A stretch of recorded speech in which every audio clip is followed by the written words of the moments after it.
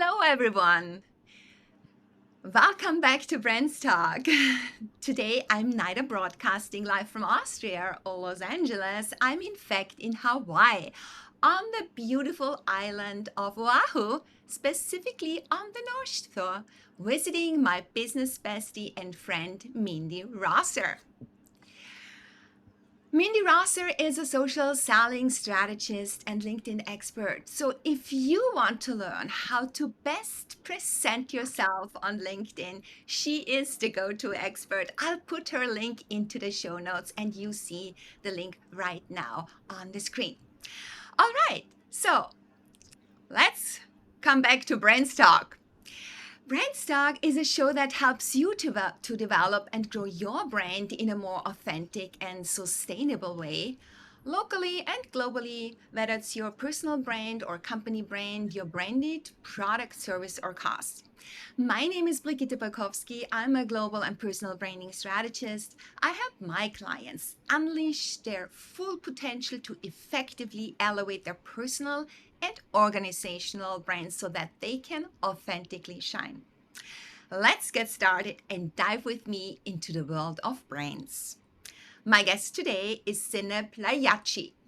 Zineb brings over a decade's worth of experience from business development and sales enablement roles to marketing, where she has been two-time CMO.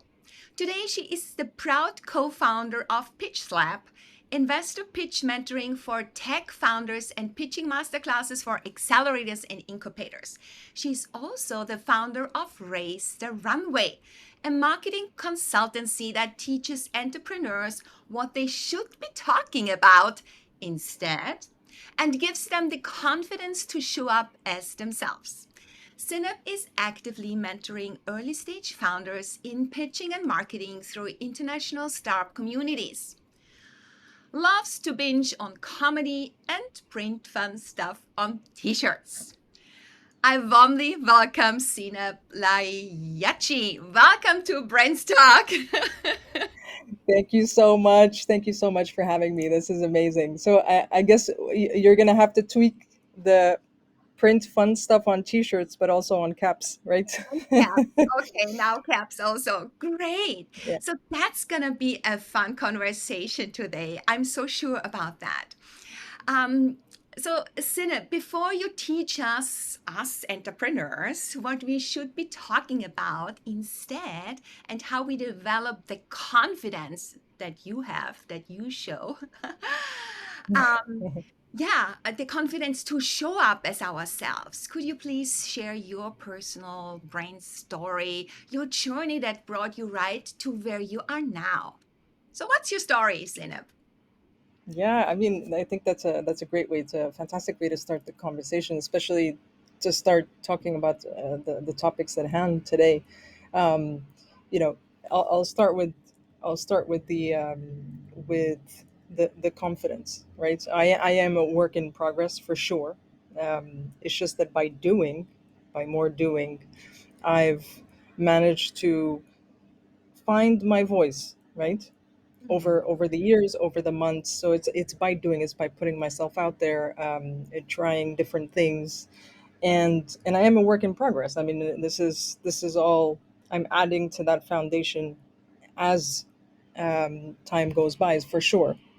And I think what has really helped me there, and this, I'll circle back to uh, what we really need to be talking about, and customers don't bite, is, a very important aspect is actually talking to customers, but not just talking to customers, interviewing customers, which we can get into in a bit more detail, but to get that information from them to understand, even way before they chose you, um, what was going through their head, why they choose to research one thing and not the other, where did they go, why did they end up choosing you and almost not choosing you. Like, when you understand all these things, it's much bigger than feedback.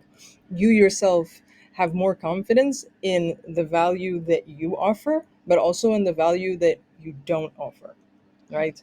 So Mhm. when you have this base, and then you find it's all about people, people, find your support network, build relationships, build your network. These two will give you that confidence to keep trying new things, to keep and hence finding your voice, right? I think we a lot of us don't do that because they don't put themselves out there enough. So they don't get to see what works, what doesn't work, what they feel comfortable with, right? Because maybe something works out there, but it costs, it just drains your energy. So that's, we don't want to do that. We want to do things that fill us up with energy every single time. Not easy things necessarily, right? They don't have to be easy, but they have to fill us up with energy. Um, so yeah. Exactly. Yeah. So that something that fills us up, that makes us happy, that empowers us, that gives us um, um, a purpose, and Hmm. also something that is needed. And I think if you find your voice and you really live it, then you will also connect with the like-minded people that really need it. Yeah. Yeah. All right. So before we dive really deeper into that, I would like to know from you why you started your own business. Business. What was the big why that you were following? What was the calling here? Is it the becoming confident? Is it that thing that drove you to do that? There are several reasons, and I think I'm not gonna lie. One of the very, the main motivators was, I'm tired of having to ask for permission to go to the doctors. I'm tired of having to say, I'm running 10 minutes late. I'm tired of that, right? So that was a really a big one, because I put in a lot of work. Work I work. I don't need someone. On the contrary, I need someone to tell me stop working, right? So I don't like, yeah, I don't like that feeling of having to ask for permission every single time. If it's just icky, and I did it for many years, and that's fine. But also, I really like the idea of cross pollination. So I've worked in different sectors, from augmented reality, to food tech, to it's like a really many different sectors, and I like the idea of cross pollination. Right, when you work for one company only, you don't necessarily get that unless you actively take time and read about other sectors, connect with people from other sectors, and all that, which is a bit harder to do when you're in a full-time job. So that idea of working with different, starting my own agency and working with different founders from different industries, was something that I found really, I was like, oh, this is going to be a nice challenge. Yeah. Yeah, I think I'm the same because I also liked to always dive into the different industries and see how other industries are doing this or that, because you can borrow. Yeah. And as you say, this cross pollination, you can borrow from another industry and use it and adapt it in a way that you can really utilize it in the best possible way in your own industry. So I really like that fact. And Yeah. also being self-employed, being a consultant, or having worked with a consulting agency or something like that, you always look into how our other businesses are doing things and help them to become even better, streamline things, and make them more effective and efficient. This is also something that I think an entrepreneur likes about it. It's just helping others and seeing across the borders, or across the boundaries of being Yeah. boxed in your own little um, yeah, box within within an organization, right? Yeah, but what's funny, and I don't know what please do tell me what your thoughts are on this. But when you start, the first 3, 4, 6 months, in a new job, I mean, you go deep. You go deep into, if you didn't come from the industry, there are pros and cons, but generally pros, because you come in with a fresh pair of eyes and you're asking questions that haven't been asked before, which is great for the rest of the team too. But you're also learning from customers. You're learning from the team, from the founder. They're biased, but there is some gold there that you have to sort of just weed out. That's not weed out, that's a negative word, but just extract. And that's an amazing, it takes time, and you have to be 100% in there. But once that base is done, I think it's nice to not have that myopia, right, of only connecting with people from the industry. Yeah, and that's beautiful. You have a bigger horizon of things. You can see it from a more, let's say, it meta perspective, and not from a perspective of being stuck in one industry. You have more freedom to tie in different ways of working styles. And I think there is the goal, to just put that together and bring about something new from all your experiences that you have looking at all the different industries out there. Great. There's one more question I would like to ask you. How was your journey or your transformation from an employee to an entrepreneur? Where were the difficulties? Where were the major learnings for you? Um, Major, I mean, how many hours do you have? Have a list. Three But major learnings and the three most yeah, difficult parts of your journey. hmm. The first three, I don't know if they were the most difficult, but they definitely were super difficult, and I think that the audience can relate to that. One is, I have this idea of going out there. This is what I'm going to offer to this type of client, and you start validating, and you're seeing that no, that's not going to work, right? Mhm. That's not going to work at all. Right? So there's then the ego, and then the fear, and so that whole process of actually accepting and powering through that, and seeing, okay, so if this is not the case, what is the case? And not stopping, right? Keep learning, keep doing. I always did. So I always would take different types of clients just to learn and see what the process would be if I sold this or that, right? um, the other one is pricing, most definitely. The pricing, that's a really, really big one. And it's great to get help and mentorship, even pay for a coach at the beginning. I think it's super helpful. It would have helped me. There is, however, this part of learning that, personally, I think that everyone needs to go through on their own. So you can be told, raise your prices, break down the value, no, no, no, but you're not going to do it until you get that trigger, until the day you maybe mess up and you undersell yourself, underprice yourself, and you shoot yourself in the foot, and you're like, lesson learned, never again. Okay, price is up, right? The third one is, from a fiscal point of view, get, I would say, learn about taxes and all that, and the implications, because that's super important. Like, for example, in Spain, at the end of each quarter, you have the taxes that you have to give back, right? So separates, make sure that you have your cash flow is tight, in the sense that you're not counting on that money needs to be in a separate account, right? Because that money is going to have to go out at the end of the quarter. So from a, I guess, a fiscal cash flow perspective, definitely those are the three big ones.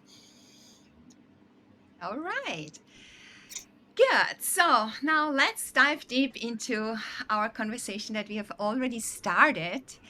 And I want to ask you First of all, because it was about the customer and then that we have to really understand our customer. So, how do we learn from our potential and from our current customers to talk about the stuff that actually matters for them, to them? Yeah. How do we interview them to get this deeper understanding of what matters to them, what they need, and provide it then in such a way that they choose us, that they choose you, Zineb, that they choose me as Bridget, and you out there as audience, as each single individual, yeah, and to serve them and satisfy their needs better than anyone out there, any other competitor that comes up with a similar or same kind of product. So how do we do that? Yeah, I mean, it's a. I wish it could be bottled into like just like a pill, and someone could Medicine. just swallow the pill and magic, right? But yeah, no, if we start with what the issue is, what I see the issue is that we're talking about stuff that doesn't really matter, right? So my angle is go learn what made others buy from you, what made others follow you, what made others choose you, right? Go learn and double down on that, right? And go ahead. If someone is just starting, with his or her business, is a newly minted entrepreneur, we don't have any clients yet, how Good do I question. start that? Good question. That's the doing, right? When I mentioned when I started my journey, I never stopped doing. I tried new things. I just kept doing because at that stage, you can't listen to the people that are saying you got to niche down. No, because you don't know yet what your what the Mhm, the market offering fit, service market fit, to even get to the messaging market fit, right? You don't have anything. So I suggest um, doing, right, and then taking a step back. And yes, you can keep listening the messages that they send you, if you've asked for if they voluntarily sent you feedback. Keep all this in a folder, screenshots, emails. Keep all this in a folder, and then if you can get them on a customer interview, that would be amazing, right? You just ask them if they have, that you're trying to improve your business, you're not trying to sell anything, you just want half an hour of their time, and you ask them a series of questions. It doesn't have to be longer. You just get all this knowledge mhm. that you don't get from a customer survey, because the questions are different, but also because you get to ask follow-up questions. How so, Yeah, right? yeah, If you one of the things, Bridget, that I always say is, in business, never take a compliment and shut up. yeah. I Why? go there. Because I can tell you, or you can tell me, I love your style. That's, I mean, I can be like super thankful, I can thank you, but if I don't understand what you love about the style. Why? But Why? and then exactly, so to understand why, not necessarily, because if we keep asking why, it gets a bit Boring. it's yeah, and no, and it can be a bit maybe aggressive after the fifth or the sixth why, right? But how so, what made you say that, what, right? You ask these follow-up questions, and this you can do even in the DMs on LinkedIn, for example, Mhm, mhm. right? Someone connects with you. They say, or one of your posts, they really connected with one of the posts. I loved your last post. How so? What made you? What jumped at you? Maybe you'll realize that the example you used in that work related post, really, you nailed it Mhm, mhm, with that one person. mhm. So that's a little bit of validation, right? Because most of us are in the dark. We don't know. Most of the likes that you get on LinkedIn are probably, or any social social media platform, probably, or from your support network, people that support you, maybe people that want to learn from you. But there are a lot of lurkers, so you don't get that type of feedback. You're sort of in an echo chamber. So as soon as you get a chance to learn, learn. Mhm. That's what I would recommend to someone starting out. Mm. Okay, and then very often we already have these client conversations via Zoom. Mm-hmm. To what I understand, there's also a lot of gold in it because we are very freely talking about business and about our products, our services, and already consulting them. So now I have interviewed them, and then there's hours of recorded calls that I have. And now you are a fan, and me too, of repurposing content that we have, repurposing a life like now, and I repurpose it into a podcast. But we also can repurpose such recorded calls, right? And so, what is the appropriate, let's say, what is appropriate to when we repurpose something when it comes to privacy issues? Because we also have to take that into consideration. Should we state a disclaimer at the beginning when they book their call? So, how do we get the permission to use that? Or are there other ways to work around that with certain programs so we can kind of crop out and snippet out something that where only we are visible? So how does that work? And what is the purpose of repurposing something? I love that. The purpose of repurposing. Yeah. The purpose of repurposing is twofold. One is you're being more efficient. It's already there, and two, as you already mentioned, there's a lot of gold. There's a lot of gold. So, um, if we start from video, right? What does why is video such a great format, right? Video, I get to see you, right, for who you are, how you move, how you talk, the energy, all that, right? Video is a very powerful trust, um, like it's like a trust factory, when done well, right? It just makes it builds trust. So the trouble with video is that a lot of people, they don't sound like themselves when they go in front of the camera, right? Is my hair okay? Is my oh man, and the way they talk, it's just not them, right? So they're not showing up as themselves. So these recorded calls, you're not thinking. It's like you and I right now. We're not thinking. I am not thinking, am I being recorded or not? Because I'm in the moment with you, with the audience, right? I'm not thinking. So when you're not thinking, and you're especially in client calls, it just flows. You don't realize it. It flows. You say super smart stuff.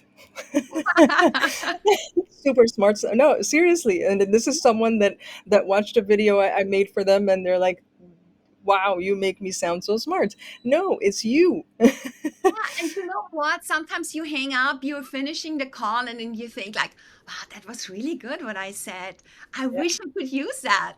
But we can, right? So how do we we do can. that? Yes, we can. So in terms of privacy, right? If they're okay with you using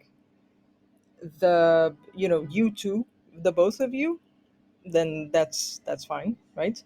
But if not, right? If not, I mean, you can easily just extract your snippets, right?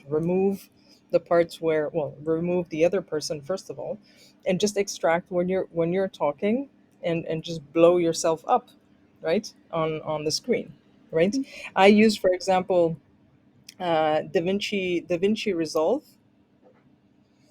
DaVinci Resolve. I mean, I enjoy video editing. I DIY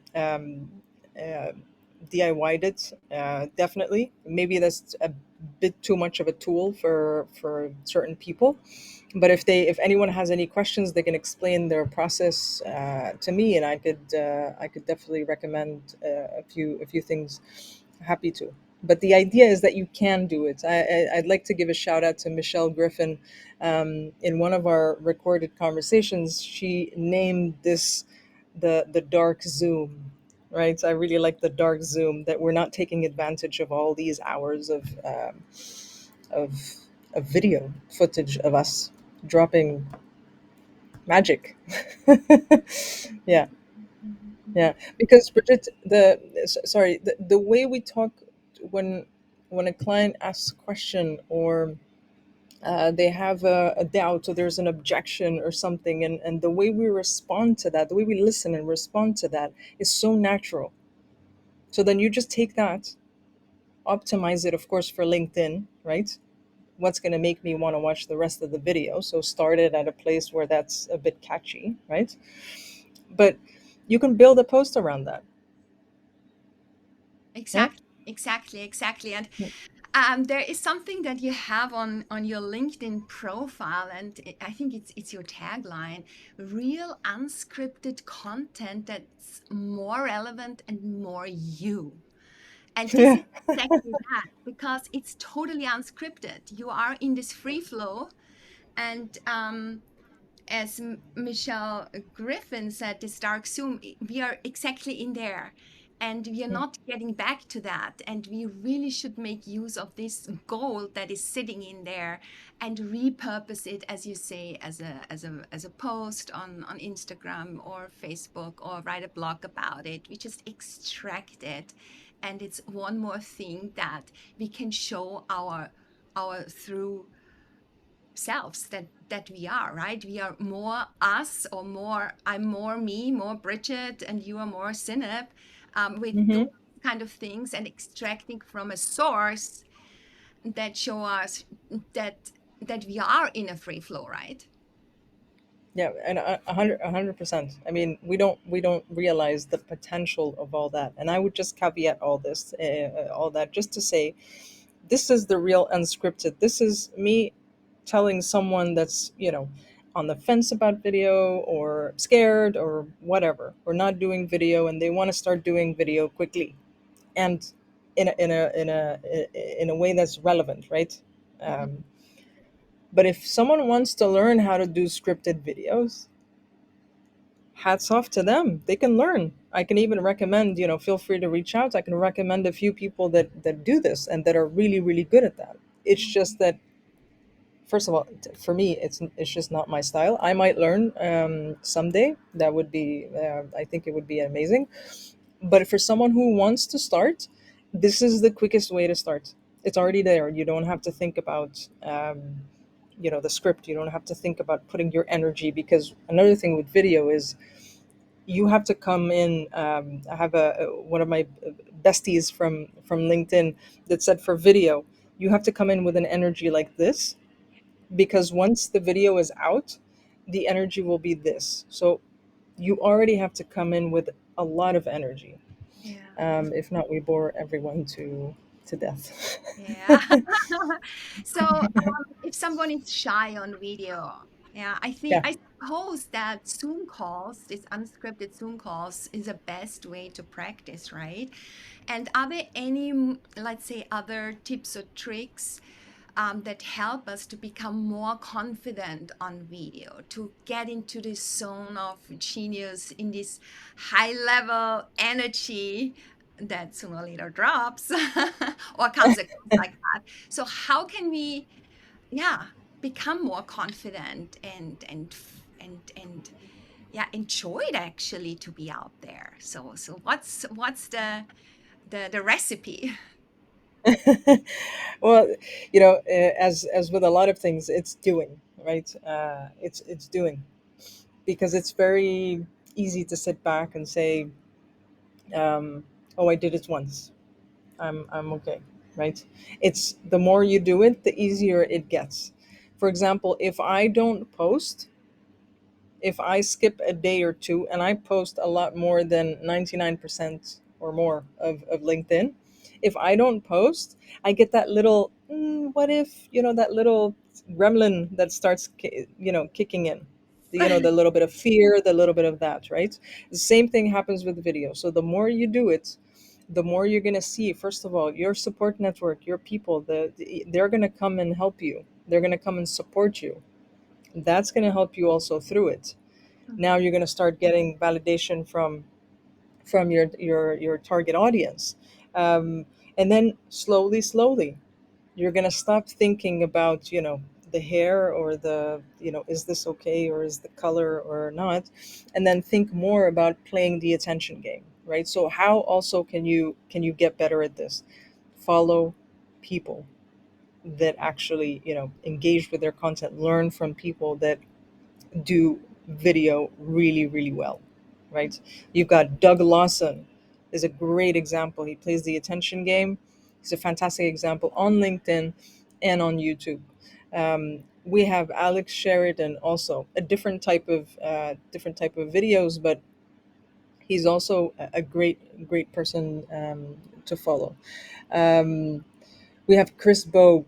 I hope I pronounced his last name correctly. So follow all these people that are actually doing video and playing the attention game. So I'm not talking about those 6-minute videos that are super prepared and you've got a whole production team and things are flying, left and right, and it's so perfect and all that. That's not what I'm talking about. I'm talking about the playing the attention game, right? Mhm. So yeah, Mhm. I get super Okay. passionate about this stuff. I'm sorry. Yeah, me too. I mean, this when you say playing this attention game, I love that because it's really learning from others and yeah, trying to kind of integrate these learnings into your own way of doing things because you have to integrate it because it has to become part of you in order to come across authentically. That's the trick because if you're just doing something and taking something from someone else and you're not integrating it, it's not part of you. And then I think you can damage your brand more and then it helps you. So we really need to live it. And as you say, you have to, I think also consistently, you have to do it like practice like every day, take action and action and action. And yeah, suddenly it's part of your being, I suppose. Yeah.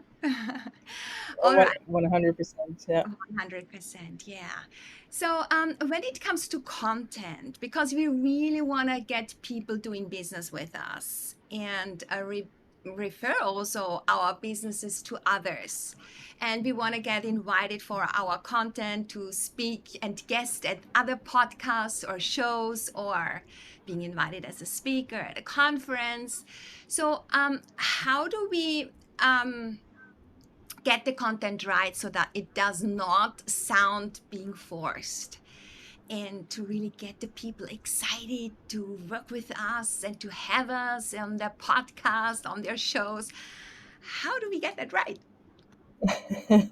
Well, I think that that question is sort of like a summary of everything we've spoken about up until now, because there's a lot of us, right? One of the Mhm, last things that you said is, not verbatim, but we're not inventing something new, right? It's just us.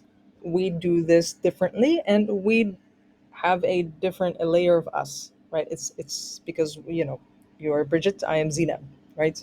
So the energies are different. They right. There's no one is better than the other. mhm, Also because let's say we were doing the same thing, you'd have your own framework and I would have my own framework, right? Or my own way of doing things, right? mhm, But ultimately, we're not we didn't discover this new pain or this new benefit that's it's just that you're going to describe it in a way that I won't, because your type of customers, when you talk to them, when you interview them, when you're engaging with them, they use different words than I do, mhm, than mine do, right? So that's the you part is one of the first steps. It's the you part, and that comes from doing, finding your points of view and all that. But the rest is actually being helpful to the community. So because that helps you be seen, it helps you build relationships, collaborations, collaborations just like this one, Bridget and I. I super appreciate, yeah, I super appreciate you inviting me. These things really help. It's sort of like a win-win, well, triple win, because we also get a conversation out of it, right? So it's fantastic, all these things. And of course, not overnight. That's one of the things that we need to understand, that it's not overnight. That is not overnight. Yeah, we underestimate that as an uh, entrepreneur when we start our businesses. We think like the money's coming in, everything is happening overnight. Your brain is built overnight. Brain building takes a while. Yeah, and then once your brain has a certain reputation in the market, then money comes in. Yeah, if you're doing it right. So it all takes some time, and we need to have this consistency and also live have this perseverance, yeah, that carries us over that time, yeah, Yeah. And I until would, yeah, yeah, yeah. No, no, go ahead. Sorry. fine, fine. No, no, I was just going to add one thing, because whenever, we talk about perseverance and consistency, there's, when do we say stop, right? Because that's very important. Ever since I started my consultancy, I've evolved my business, literally changed messaging, changed everything, at least 3 times. So we need to be okay with, this is what the market is telling me, this is what my clients are telling me, and I think I will be able to deliver more, better here, and I'll be happier, and I'll make more money here, right? And to be okay with that. Yeah, to be okay with letting go of things that Yeah, don't make sense anymore in that situation. And when the market is telling us that they need something in a different way, we need to also open up and pivot accordingly. It really doesn't make sense to continue going that journey. Just pivoting a little bit, integrating another perspective, and then again, pushing. 100%. Absolutely. Right, all right, all right. Good. Yeah. So it's really interesting. Now I would like to pick up on what we have talked about in the last couple of minutes, because the way you present yourself is a very funny, very humorous way, and you come across very, very confidently. And it means also that you totally own it. And I see your brilliance shining through your smile, and the way of how you connect with your audience. It's awesome. So, and that also shows me that you are in your sweet spot. And I think that's what we need to feel when we are on a journey. Because if we feel we are in our sweet spot, then that means that we are able to help people, because there is kind of a resonance. Yeah, it makes us feel free, it makes us feel inspired and motivated, because there are people out there that need exactly that. And we are also thereby in our best version, and that makes a strong personal brand. So what is it that makes you so unique? What is your singular thing, and what is that people choose exactly you to work with you? um, I haven't nailed it 100%, Mhm. ever since the last batch of customer interviews. Yeah. But there's there's this, and I hope to have this like nailed, especially in this last iteration of my business. But there's the the lightness, the lightness of course, there's, that I know my stuff, right? I know my stuff, but there's also that lightness, that's sort of like carefree, a little bit of carefree, of scrappiness, right? Let's just do it. um, there are a lot of entrepreneurs that I work with, um, that are, just wait till, I get it all perfect. No, still talking in those big words, etc. So I come in because they let me in, right? So I'm not forcing myself on this client relationship. So they are more open to me. I come in and because I'm not afraid to just share the screen and open up a Google Doc and start typing options right in front of them. And I actually had one client that said, you're the first one that actually shows their work, right? I don't care, right? I'll just do it, blah blah blah, blah.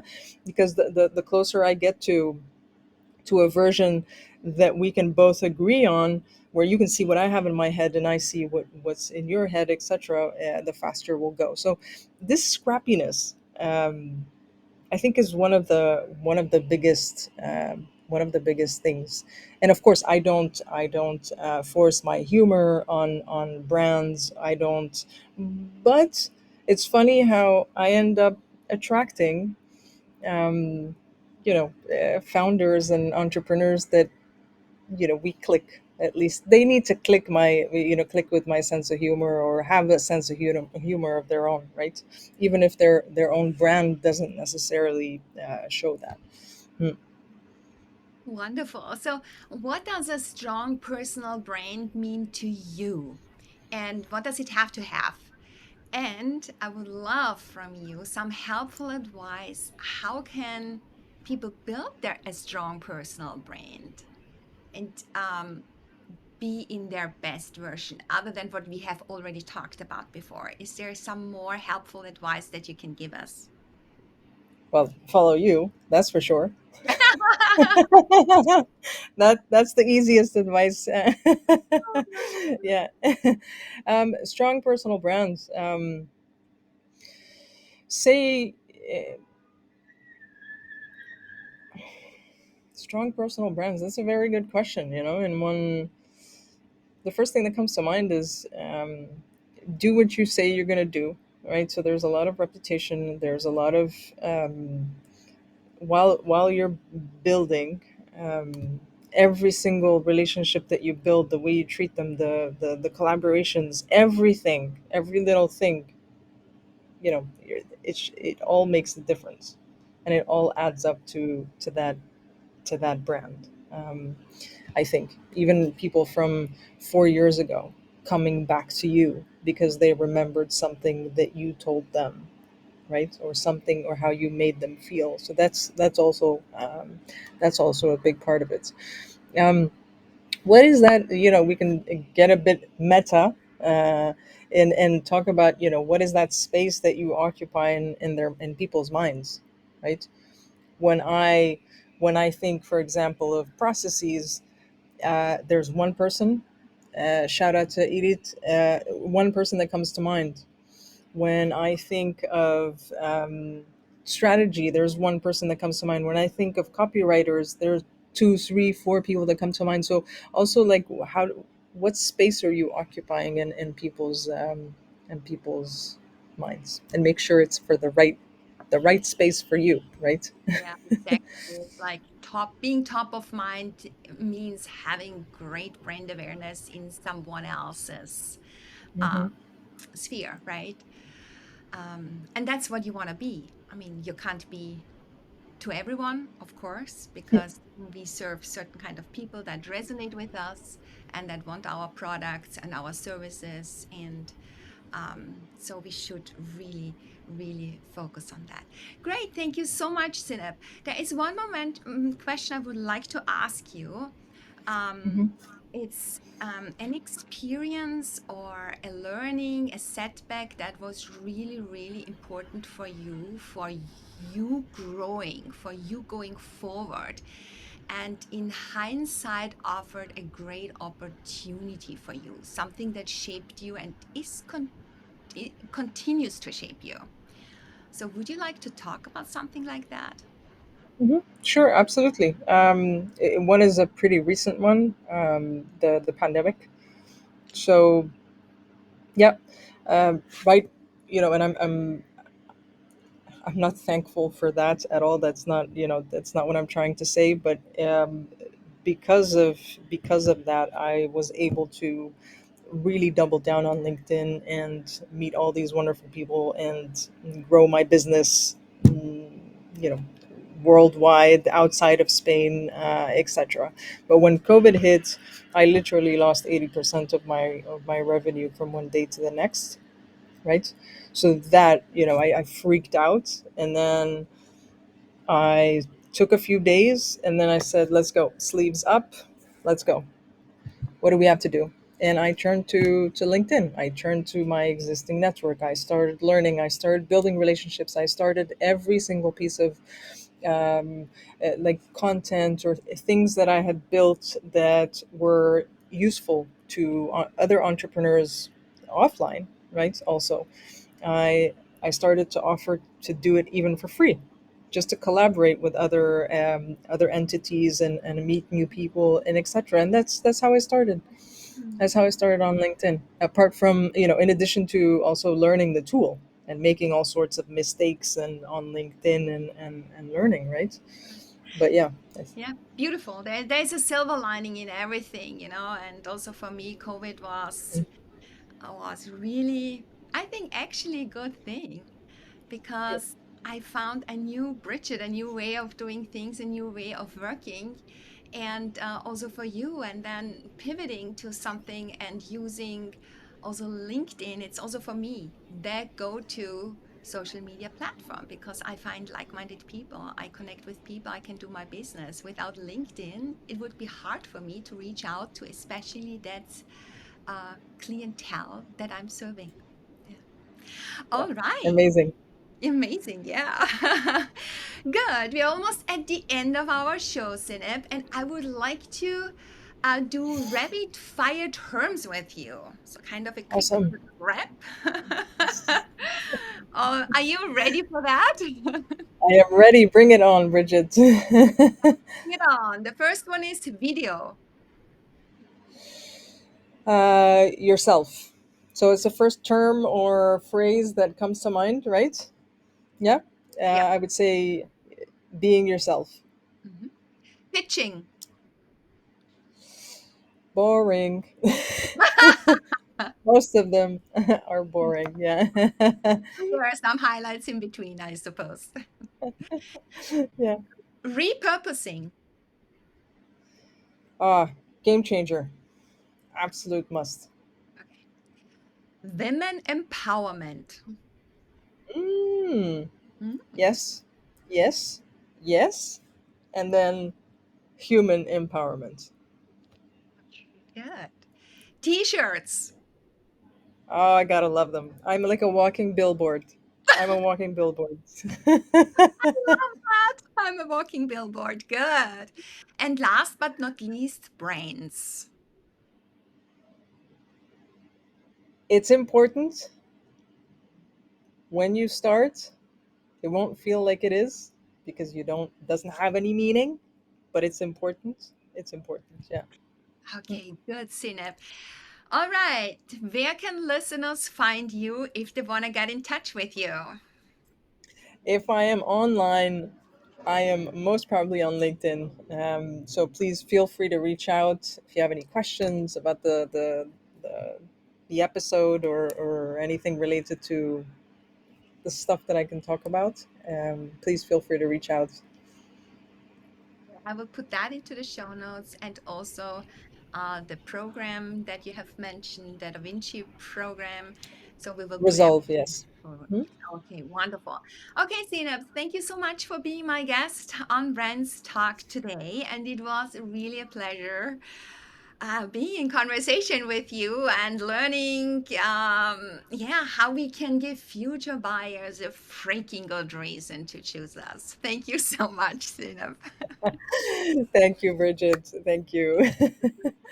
And that was another BrandsTalk Live today. Thank you for tuning in. Please give it your social love and leave your comments below. Did you know that you can also listen to this BrandsTalk Live as a podcast on your go? Just follow BrandsTalk on your favorite platform. And one more thing, if you're interested in learning more about my services, head over to my website, bridgetbrands.com. I hope you will join me again when we dive into the world of brains, live or by having me in your earbuds walking the talk. Bye for now. Let's shine. You deserve it.